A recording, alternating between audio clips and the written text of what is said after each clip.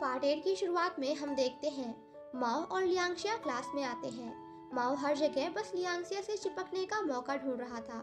वो दोनों बहुत सारी बुक्स डेस्क के नीचे रखते हैं और सोचते हैं जब मैम इन बुक्स को देखने में बिजी हो जाएंगी तब हम कॉपी कर लेंगे। वो दोनों वहाँ एडल्ट बुक रखते हैं। फिर लियांगशिया माओ को वो मशीन बताती है जिससे वो कॉपी करेंगे। माओ कहता है तुम्हारा होने के बाद तुम मुझे दे देना। एमसीक्यू हम कॉपी कर लेंगे और बाद में आंसर्स मशीन से कॉपी करके लिखेंगे। लियांशा कहती है मैं आंसर्स लिख कर कैसे पास करूंगी। माँ कहता है टिश्यू पेपर में। अब कुछ देर बाद एग्जाम स्टार्ट होता है। सभी लिख रहे होते हैं तभी मैम बुक निकाल कर पढ़ने लगती हैं। उसी वक्त माँ टिश्यू पेपर में आंसर लिखने लगता है मगर मैम आकर उससे सारे टिश्यू पेपर्स ले जाती हैं। माँ को लगा था वो जुकाम का बहाना करके टिश्यू पेपर्स रख लेगा मगर ऐसा नहीं होता।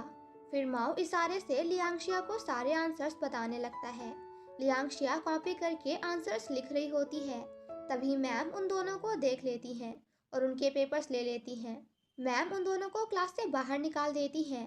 वो दोनों बहुत उदास और परेशान हो जाते हैं। बाहर लियांगशिया माओ से कहती है अब तो मैं पक्का क्लास बी में भेज दी जाऊंगी।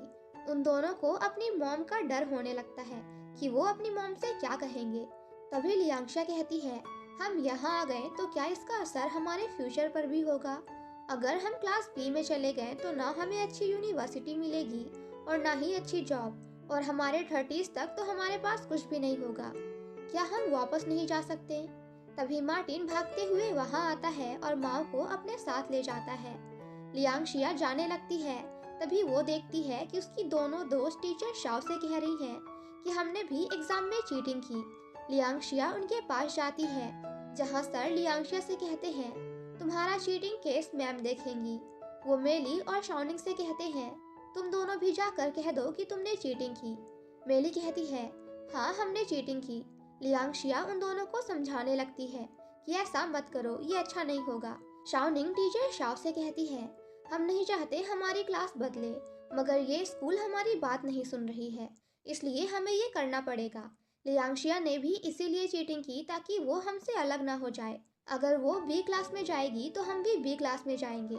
लियांगशिया उनकी बातें सुनकर इमोशनल हो जाती है। वो लोग सर से उनकी मदद करने कहते हैं। लियांगशिया रोने लगती है। सर शाओ कहते हैं अब मुझे समझ आ गया यहाँ क्या चल रहा है। तुम लोग क्लास में जाओ मैं देखता हूँ। ये कहकर टीचर वहाँ से चले जाते हैं। वहीं मार्टिन माँ को कुछ लड़कों के पास ले जाता है और कहता है ये लड़के बी क्लास के हैं। मैं नहीं चाहता बी क्लास में जाने के बाद तुम्हारा कोई दोस्त ना रहे और तुम अकेले पड़ जाओ। तुम इन लोगों से दोस्ती कर लो। मार्टिन उन लड़कों को समझाता है कि तुम लोगों को माँ का ध्यान रखना होगा और कोई इससे एम्बैरेस नहीं होने देगा। ये सब देखकर माँ को भी बहुत बुरा लगता है और वो मार्टिन को गले लगा लेता है। वो दोनों ये सोचकर रोने लगते हैं कि अब वो अलग हो जाएंगे। कुछ देर बाद सभी एक साथ जा रहे होते हैं। तभी वो लोग टीचर शाओ को मैम से लड़ता देखते हैं। सर शाओ स्टूडेंट के साइड से बोल रहे थे इसलिए मैम गुस्सा होकर वहाँ से चली जाती हैं। अब सभी क्लासरूम में टीचर शाओ के पास आते हैं। वो सभी साथ में बैठे होते हैं। सर उन सभी से कहते हैं कल रिजल्ट के बाद जो भी हो मैं खुश हूँ कि मैं तुम्हारी क्लास का क्लास टीचर हूँ। वो सभी डिसाइड करते हैं कि बस क्लास के वक्त ही वो लोग अलग रहेंगे, बाकी सारा वक्त वो सभी साथ में बिताएंगे। वो सभी ये सोचकर बहुत दुखी हो जाते हैं कि इतना वक्त साथ बिताने के बाद भी वो लोग अलग हो रहे हैं। बाहर से मैम उन सभी की बातें सुन रही होती हैं। अब अगले दिन मैम क्लास में आती हैं और सभी से कहती हैं माओ और लियांगशिया ने चीटिंग की इसलिए उन्हें 0 मार्क्स दिए जाते हैं। ये सभी के लिए वार्निंग है। एग्जाम्स तुम लोगों के लिए ही रखे जाते हैं ताकि तुम सभी पढ़ सको। जैसे मैंने कहा था इस एग्जाम के बाद क्लास शिफ्ट की जाएगी मगर मैंने सोचा कि ग्रेड्स के हिसाब से स्टूडेंट्स को ट्रीट करना सही नहीं होगा।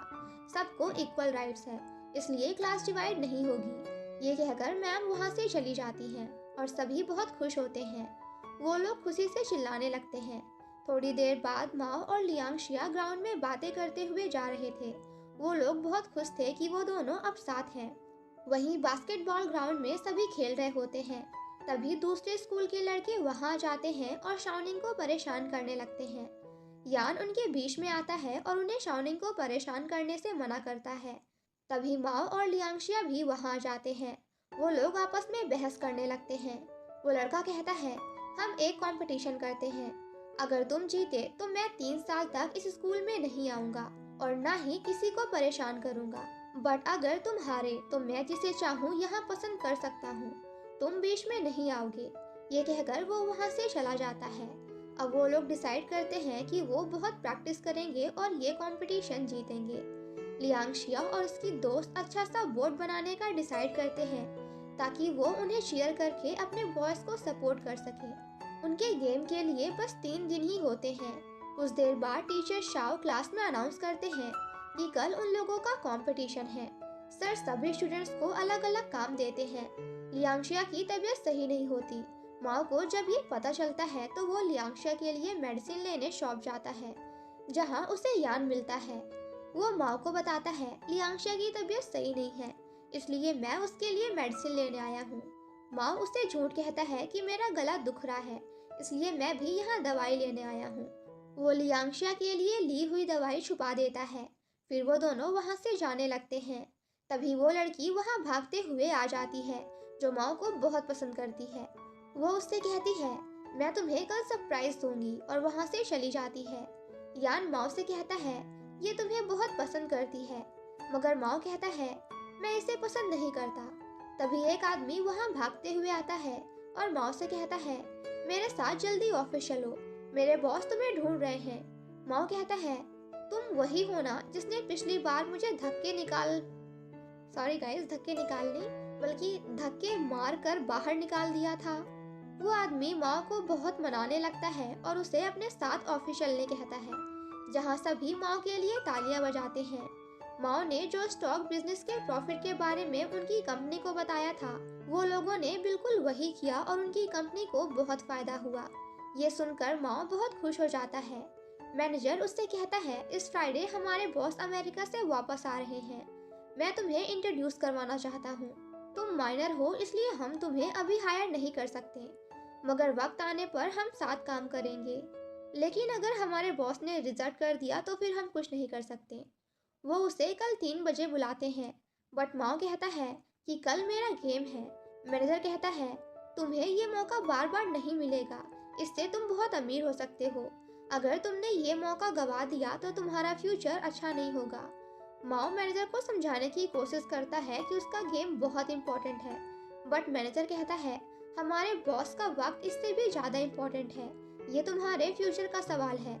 इसलिए माओ कल आने के लिए मान जाता है। और इसी के साथ हमारा ये पार्ट यहीं पे खत्म हो जाता है। Thank you so much guys for watching my explanation. Stay safe and healthy. Bye bye.